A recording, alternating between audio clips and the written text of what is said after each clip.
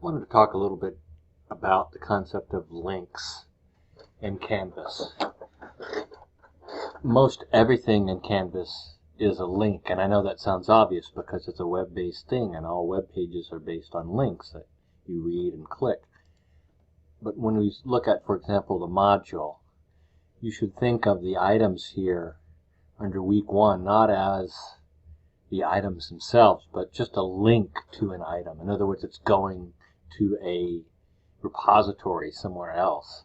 And the reason I say this is that sometimes you want to repeat something, and you don't want to create, for example, 2 sets of instructions for an assignment when you can just as easily create the 1 set of instructions and then link to it.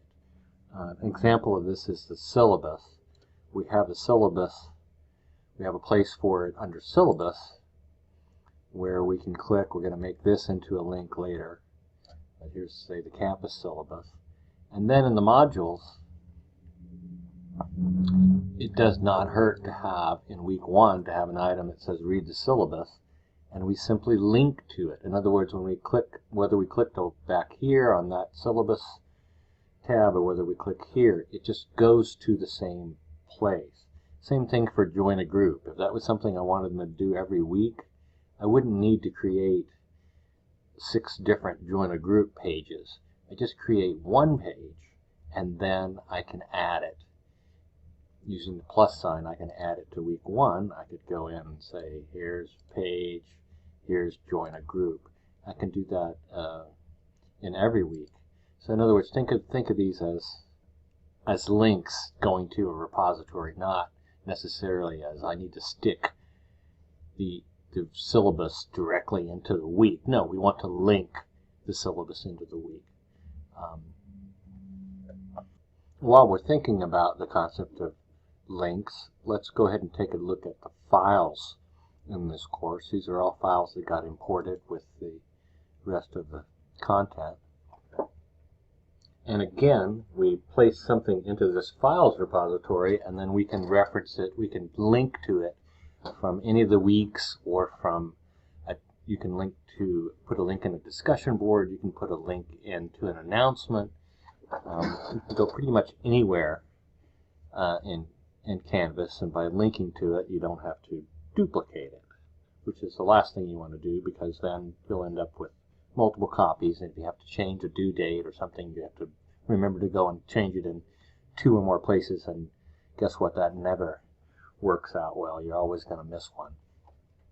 So I try to put the due dates into Canvas as much as possible and not so much into the documents themselves. It would be a practice I would recommend.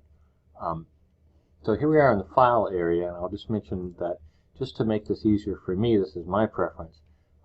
We have a lot of files, but I have organized them into these subfolders so that it's just a little easier for me to look at this and find things. For example, the syllabi. I think it's great that we can keep the old syllabi, so I don't remove them. I think it's a nice history that we have of all the syllabi going back, in this case back to 2019. Looks like the earliest one here. So what I typically do, this is a syllabus from fall of 22. I'm going to move it to this archive folder. And this one, 22 Campus Syllabus August 14, I'm not sure if that's the most recent one. I'm going to move that to the archive folder. And now when we click on this, it's a pretty simple thing. And when we want to upload the current syllabus for this class, we would go to this folder, click on upload, and then upload from the computer.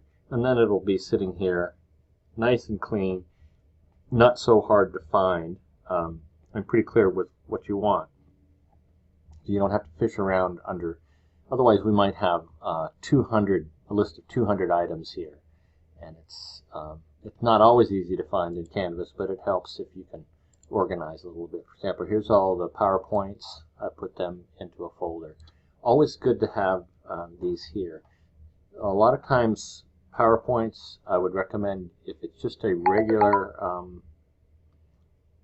PowerPoint file, I would go ahead and upload the file to Files, and then you go into the modules and then link to it. So we use plus, file, and now here's where our folder structure helps us a little bit. Not great, because all of the folders that we see here are expanded.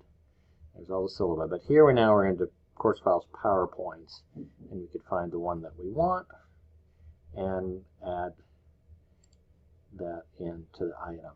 And that adds it into the module.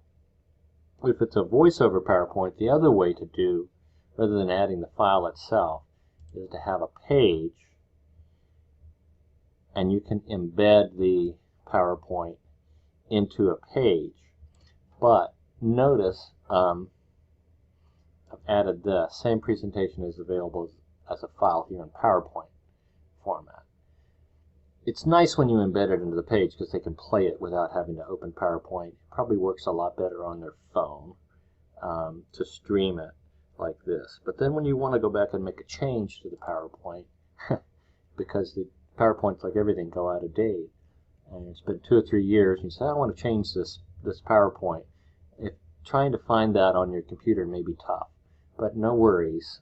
We've got a link to it here. Not only is it in the files, but we've got a link right there. Just makes it easier to find when you have a need to change it. And it gives the student an alternative. If they'd rather open it up in PowerPoint, they're just going to download it.